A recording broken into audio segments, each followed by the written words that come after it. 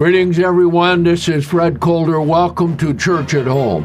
Church at Home is sponsored by the Christian Biblical Church of God, and we are dedicated to restoring original Christianity for today. The Ark of the Covenant, where is it? That special, powerful Ark that was in the Holy of Holies, in the tabernacle and in the temple. And they shall make an ark of acacia wood, 2.5 cubits long, and 1.5 cubits wide, and 1.5 cubits high. And you shall overlay it with pure gold. You shall overlay it inside and out, and shall make on it a crown molding of gold all around the top edge. And you shall cast 4 rings of gold for it, and shall put it on its 4 feet. And 2 rings shall be in the one side of it, and 2 rings on the other side of it. And you shall make staves of acacia wood, and overlay them with gold. And you shall put the staves into the rings by the sides of the ark, so that the ark may be carried by them. Where is it? Well, some people think that it's in Ethiopia.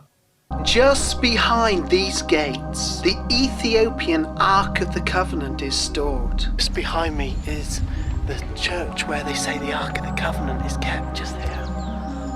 But no one is allowed in, and the priest protecting the Ark is forbidden to leave. His destiny is to die behind these gates. He is both the guardian of the Ark and its prisoner. Some people think that it's buried somewhere under the labyrinth of all of the tunnels in Jerusalem. And let me tell you, it's a miracle that Jerusalem is still above ground, because there are miles and miles and miles of tunnels under that whole area. So why do people want the Ark of the Covenant? Why do nations want the Ark of the Covenant? And it was during World War II that Hitler and Himmler were searching the earth, trying to find the Ark to give them the power to be able to win World War II, because there was power associated with the Ark. Templars were massive relic hunters. They dug things up out of Jerusalem, they went into Africa, into Ethiopia, they possibly got hold of the Ark of the Covenant. They possibly got hold of the Holy Grail. Now, if those things ended up in this country, there's a distinct possibility they would have come from the south coast, heading up north, heading towards Scotland, for example. This would have been the perfect place to have stored it on its journey as it headed north. And that's been what men have wanted down through the centuries. Let's come back and get a little history of it to Exodus 25, and let's see why God wanted the tabernacle, then later the temple. So, he told Moses to tell the children of Israel, bring all of these various things you can read in verses 1 through 7, and then he explains why. And let them make me a sanctuary so that I may dwell among them. The key point was this: that would have the presence of God, also called the Shekinah, with the children of Israel at the temple of God, so that God would be their God, and they would be his people. Then there were 4 rings so that the priest could carry it. They could not pick it up and touch it. They had to have those poles into those 4 rings in order for it to be carried. And it was put into the Holy of Holies, and so sacred and so holy and so powerful that God allowed the high priest once a year on the Day of Atonement to come into the Holy of Holies with offering of blood for forgiveness and incense to go into the Holy of Holies on the Day of Atonement only. They could not go in at any time that they desired. And none of the other priests could go in. None of the other Levites could go in. Just the high priest. As long as they loved God, obeyed him, kept his commandments, then he said to them, I will go before you in battle, and I will fight for you. And this is what men like to have, a sure weapon of victory.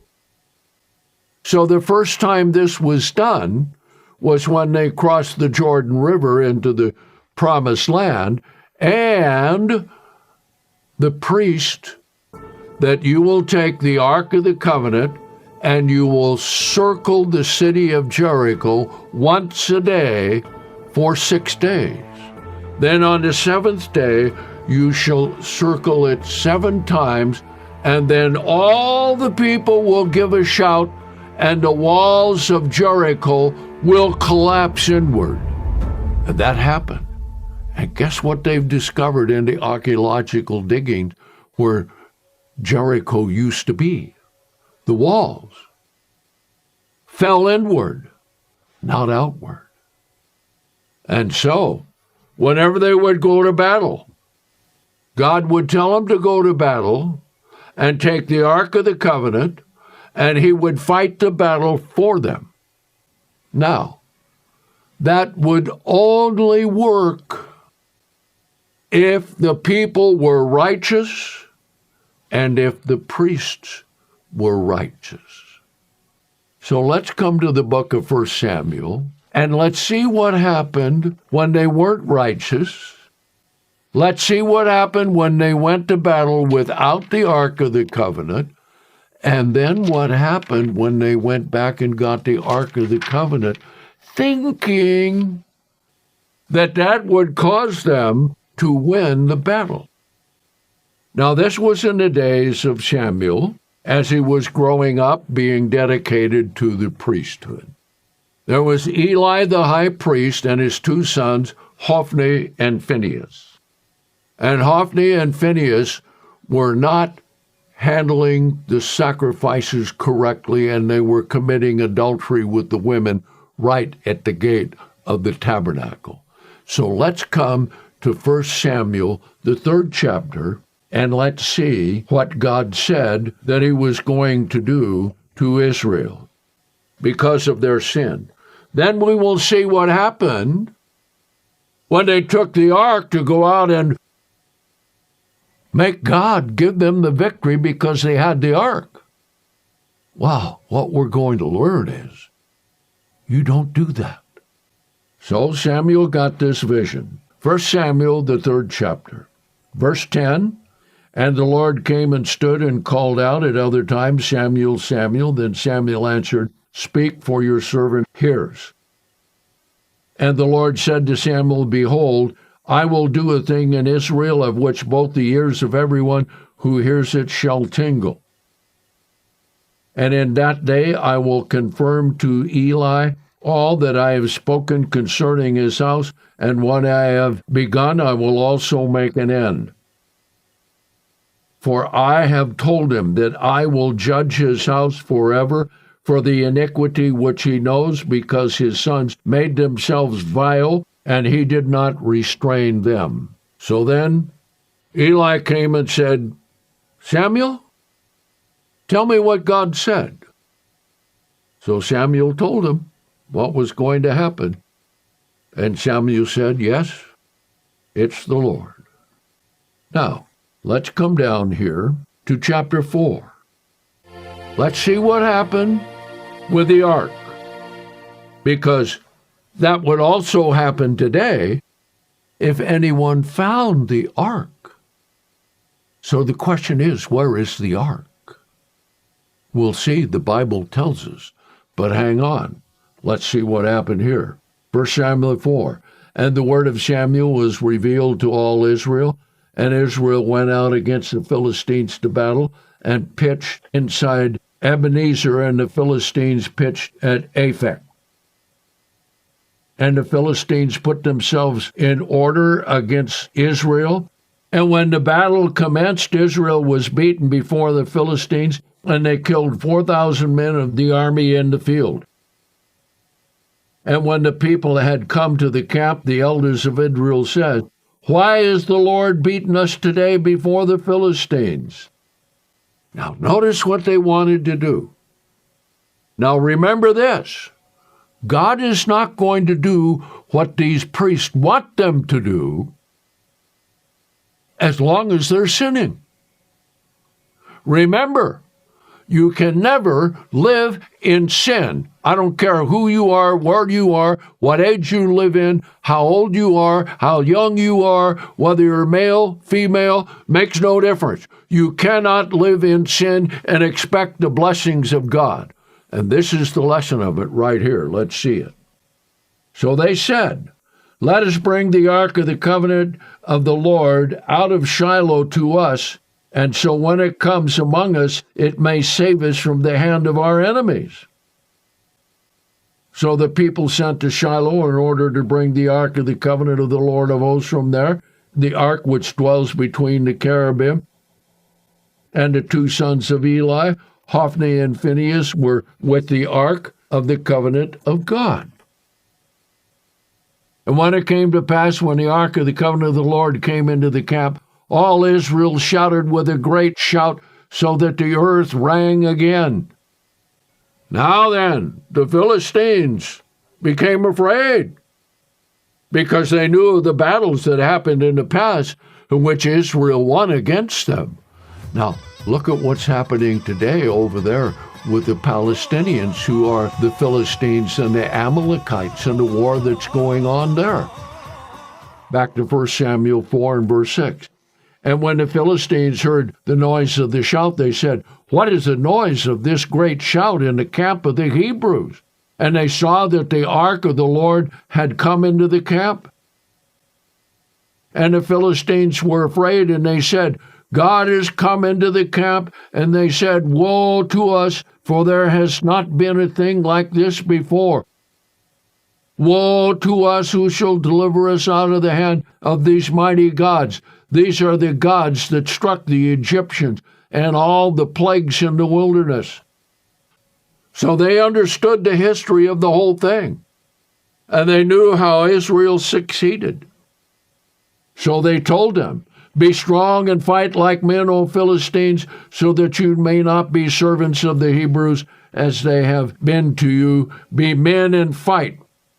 Now notice what happened. God didn't give them the victory. He let the Philistines win. Let's see what happened.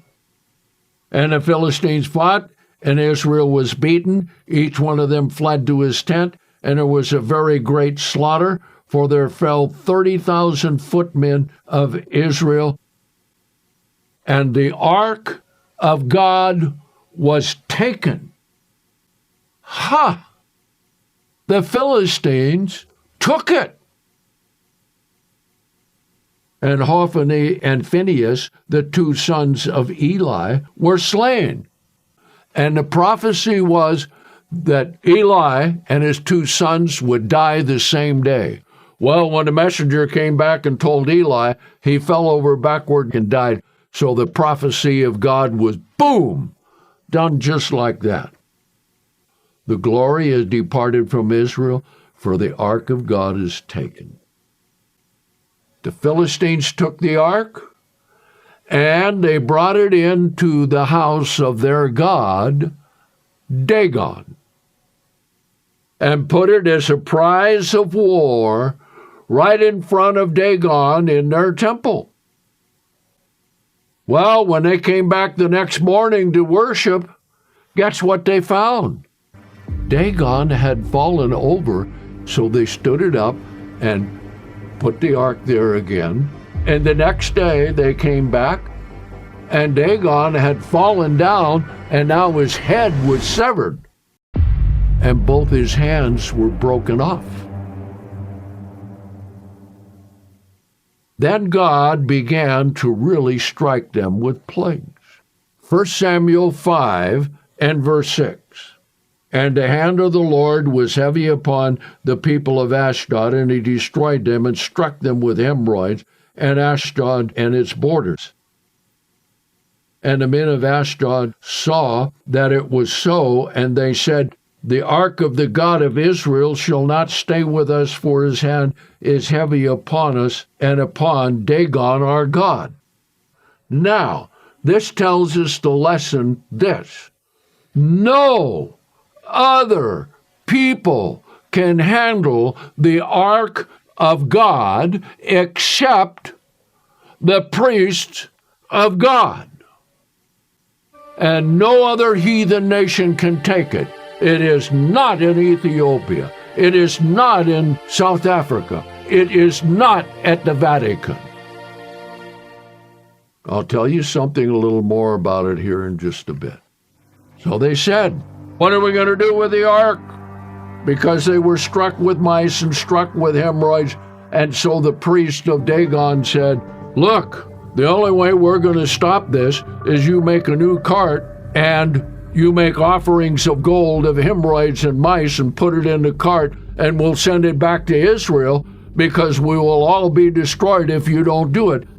But the ark was there 7 months with the Philistines. Can you imagine the sickness? Can you imagine the pain and agony? See? Now this tells us no other nation is going to have it.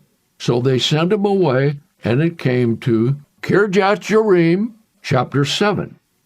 Plans are already getting underway to explore Kiriath-Jearim this summer, which is mentioned in the Bible over a dozen times.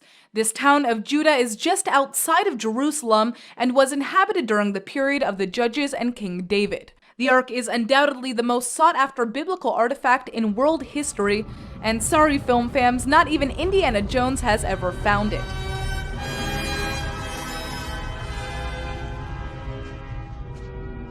But let's hope the new dig is able to turn up some clues as to where it might be. Now, Kirjath-Jearim, verse 1, and the men of Kirjath-Jearim came and brought up the ark of the Lord and brought it into the house of Abinadab in the hill, and they sanctified Eleazar his son to keep the ark of the Lord. So they put a priest in charge of it. And then it was there 20 years. Then after that, when David was made king, he wanted to bring the Ark of the Covenant out from Kirjath-Jearim. So what he did, he sent men with a cart to bring the ark, and he made a special place in his house, a special little tabernacle that would house the ark, and he had priests who would tend to the ark. So they went down to Kirjath-Jearim to bring it back, and as they were bringing it back in a cart, the cart stumbled a bit, and the ark looked like it was going to fall out, and Uzzah reached up his hand to steady the ark, and he was struck dead. And so David stopped the whole thing, went no further, and it took him a couple of months later to figure out how to bring the ark up to Jerusalem, up to his house. And so then he read that only the priest should do it. So they brought it up to the house of David and placed it there. And the rest of the tabernacle was at Gibeon, and there they had the sacrifices. So when Solomon dedicated the temple, he brought everything from Gibeon down to the new temple, and he brought the Ark of the Covenant from the house of David, and they were put into the new tabernacle, the building that Solomon built. And it was dedicated, and God showed his glory and his power and his pleasure that they would receive because they were doing the right thing.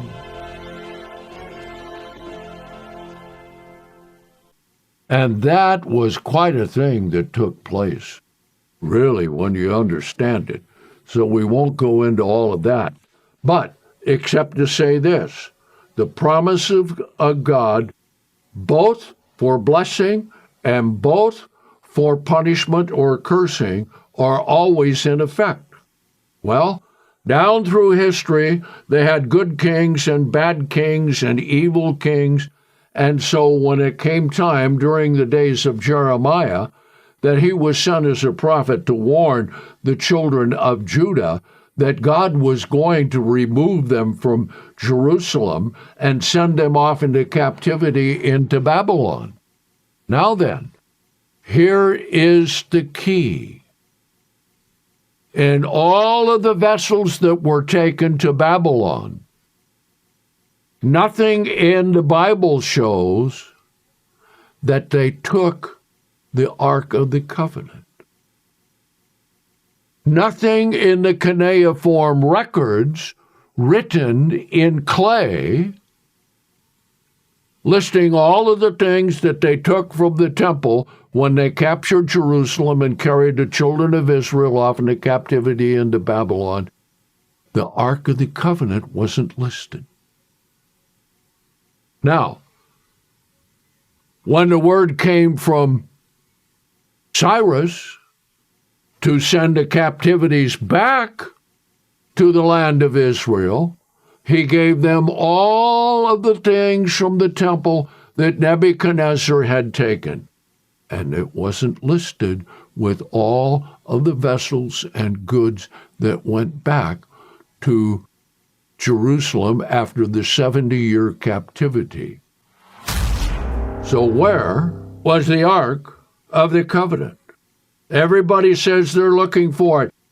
The Jews say, well, it's buried somewhere under Jerusalem. Even one man who was digging down there said he saw a vision of the Ark, Ron Wyatt, but that wasn't so. When Christ died and the earth shook and the rocks were rent, a crack came right down the entire face of the escarpment, right past the left side of the cross hole, and the stone opened up. Down below, 20 feet below, God had arranged for the Ark of the Covenant with its mercy seat, if you please, his earthly throne. The blood of the Son of God gushed out, went down through that crack onto the mercy seat. The fourth trip I made into this chamber, it was spotless. Furnishings were set in perfect order. The Ark of the Covenant, however, had been placed against the wall. When I found it like this, there were 4 young men standing in there. We are the 4 angels that have been taking care of the ark since Moses put the tables of stone in it. I was then instructed to take a sample of the blood from the mercy seat, have that analyzed. I took the blood into a laboratory in Israel. They said it's human blood, we can tell that. They did whatever tests they need to do, and they looked at me and they said, Mr. Wyatt, this human blood only has 24 chromosomes in it. Everybody else has 46. Then they said, this blood is alive. And then they said, whose blood is this? I said, it's the blood of your Messiah.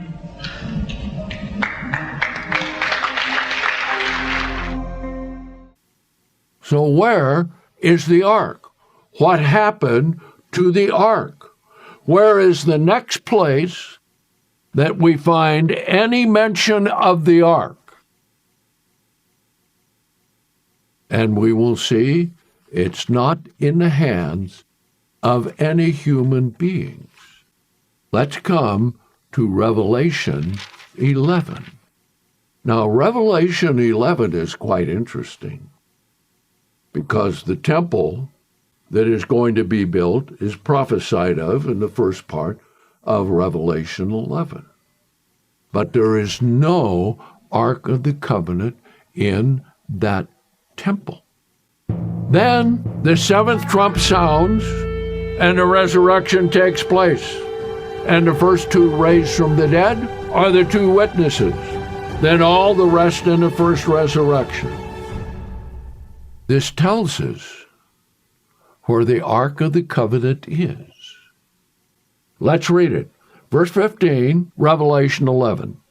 Then the seventh angel sounded his trumpets, and there were great voices in heaven saying, the kingdoms of this world have become the kingdoms of our Lord and of his Christ, and he shall reign into the ages of eternity. That's the return of Christ.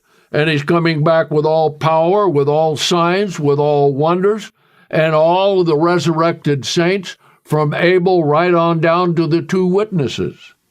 Then here's the scene in heaven. And the 24 elders who sit before God on their thrones, and they're right in front of the throne of God, as you find in chapter 4 and 5. And by the way, in chapter 4 and 5, doesn't say anything about the Ark of the Covenant. Verse 17, here's what they say, saying, we give you thanks, O Lord God Almighty, who is, who was, and who is to come, for you have taken to yourself your great power and have reigned. For the nations were angry, your wrath is come, the time for the dead to be judged, and to give reward to your servants the prophets, and to your saints, that's the resurrection, and to all those who fear your name, small and great, and to destroy those who destroy the earth. Now, verse 19 tells us where the Ark of the Covenant is. It's nowhere on the earth. It's nowhere under the control of men. Let's read it. And the temple of God in heaven was opened, and the Ark of the Covenant was seen in his temple. That's where the Ark of the Covenant is. Up there in safekeeping with God. Not left down here on the earth for evil men to try and get it and win wars like Hophni and Phinehas. Okay?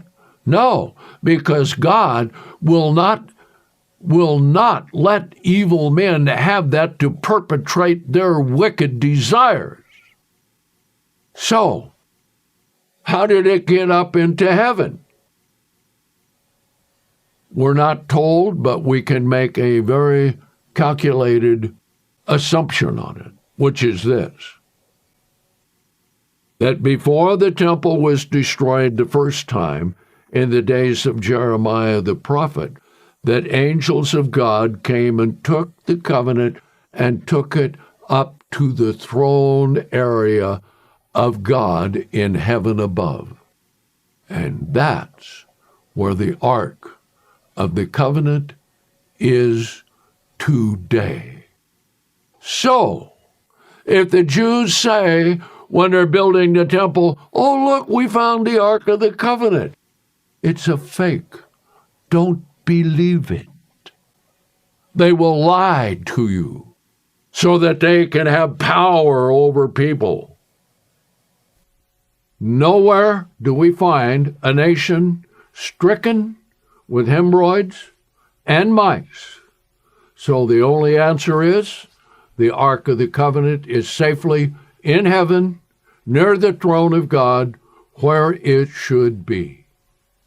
Now be sure and ask for our books. Here's the one you need, The Day Jesus the Christ Died. We'll send it to you free. Here's another one you need immediately if you don't have it. Lord, what should I do? So once again, thank you for inviting me into your home, and I hope that you have understood what we have covered concerning the Ark of the Covenant. So until next time, this is Fred Coulter saying, so long, everyone.